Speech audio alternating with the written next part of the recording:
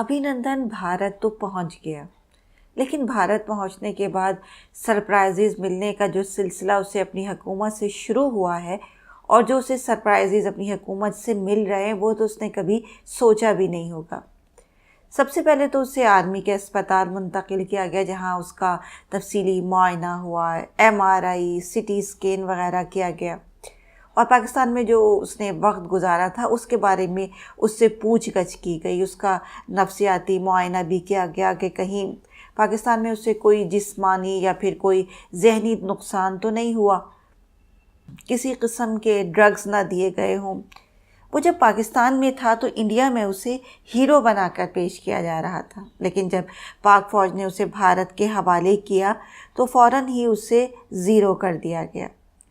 واگا border پر جب اسے بھارتی حکام کو سونپا گیا تو وہاں موجود بھارتی سپاہیوں نے اپنی فضائیہ کے وننگ کمانڈر کو سلوٹ تک کرنا گوارا نہیں کیا۔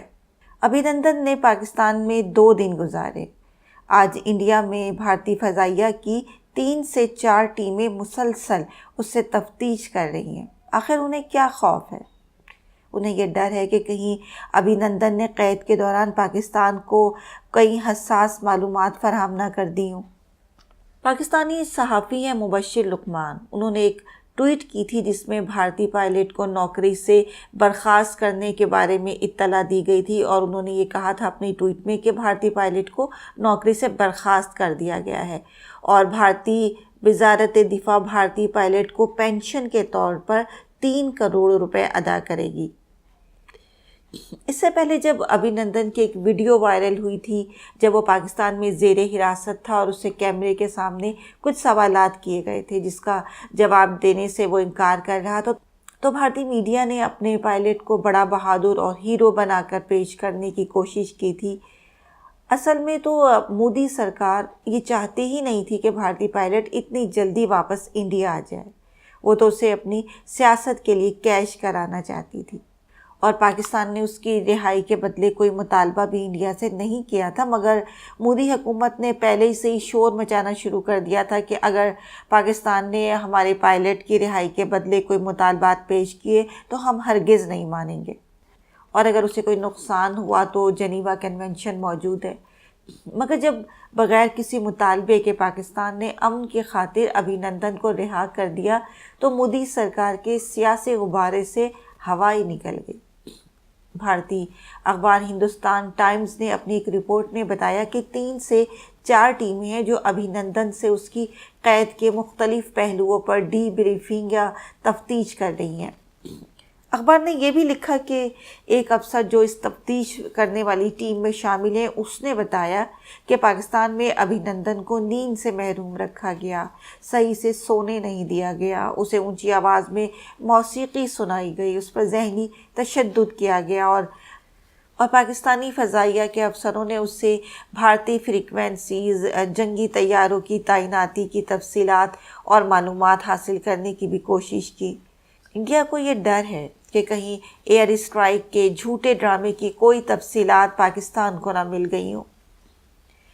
بھارتی فضائیہ کے افسروں کو یہ ہدایت ہوتی ہے کہ اگر وہ پکڑے بھی جائیں تو زیادہ سے زیادہ دیر کے لیے معلومات نہ اگلیں، تاکہ اس دوران فریکوینسیز تبدیل کی جا سکیں اور طیاروں کو 24 گھنٹے کے اندر اندر ان کی جگہ سے ہٹایا جا سکے۔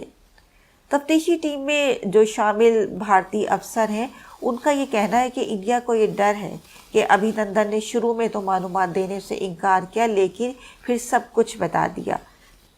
ہندوستان ٹائمز نے بھی بتایا ہے کہ 27 فروری کو جہاں پاکستانی فضائیہ کی بھارتی طیاروں سے جھڑپ ہوئی تھی، وہیں پاکستان نے سری نگر اور اخنور پر فضائی حملے کے لیے اپنے طیارے فضا میں بلند کیے تھے، لیکن اس سے پاکستان کا مقصد بھارت کو صرف کنفیوز کرنا تھا، اور پاکستانی معراج اور تھنڈر طیاروں نے کنٹرول لائن پار نہیں کی تھی۔ لیکن مودی نے انتخابات جیتنے کے لالچ میں اپنی فوج کا جس طرح استعمال کیا ہے اور جس طرح پاکستان مخالف جذبات بھڑکانے کی کوشش کی ہے، اس پر بھارتی سینئر صحافی پنکج مشرا نے اپنے کالم میں لکھا ہے کہ بھارتی جنرلز اور بے لگام میڈیا نے بھارتی عوام کو پاکستان کے خلاف خیالی جنگ کے نشے پر لگا دیا ہے۔ ریٹائرمنٹ لائف سے بورڈ جرنلز بھارت کے دقیانوسی جنگی سامان کو نظر انداز کرتے ہوئے ٹی وی پر محض لفظی کر رہے، اور بدقسمتی کی بات یہ ہے کہ انہیں مودی کی آشیرواد حاصل ہے۔ بھارتی اپنے پائلٹ کے ساتھ کیا کرتے ہیں یہ تو وہ جانیں، لیکن ہم نے ابھینندن کو برانڈڈ مارک اینڈ اسپینسر کا سوٹ پہنا کر بھیجا تھا، اور جب دکاندار کو پتہ چلا تھا کہ یہ سوٹ بھارتی پائلٹ کے لیے جا رہا ہے تو انہوں نے مہمان سمجھ کر 10% ڈسکاؤنٹ دیا تھا،